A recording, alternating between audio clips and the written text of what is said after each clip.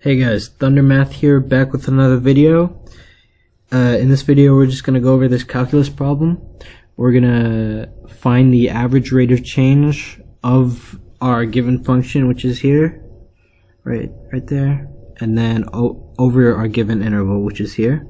So what we want to do is, to solve this first problem, is to find the change in y over the change in x.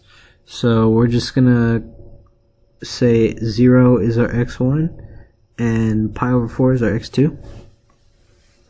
So we're gonna write out our function to find the y over the change in y over the change in x.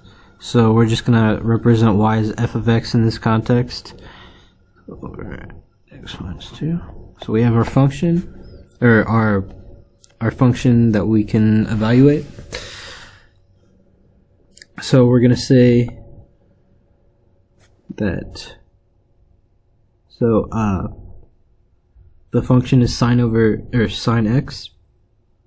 So we're going to replace f of x with sine x and plug in our values. Sine x of pi over 4 minus sine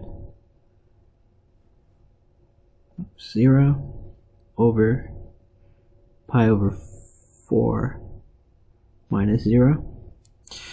And when we plug that into our calculator, we get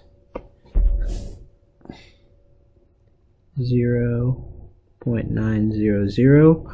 And again, make sure your calculator is on radian mode. Whenever you do calculus, you want to keep it on radian mode. So that's our answer for the first problem.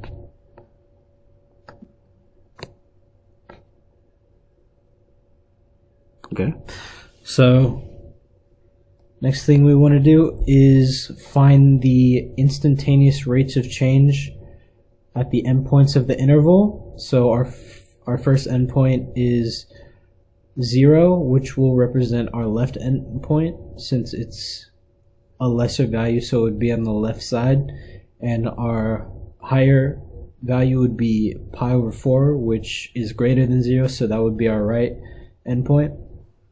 So how we want to find this is, first we need to find the derivative of the initial function. So we're going to say the derivative of f prime of x, the derivative of sine of x is always cosine of x. So that's our derivative. So from here, it's pretty simple. You just plug in your endpoints. So cosine of 0 is equal to 1. So our left endpoint would be 1. And then cosine, oh, that's ugly. Cosine of pi over 4, which is our right endpoint, is equal to 7.7. So yeah, now we have our answers. So like and subscribe, leave a comment if you have any questions, and good luck on your next test. Thank you.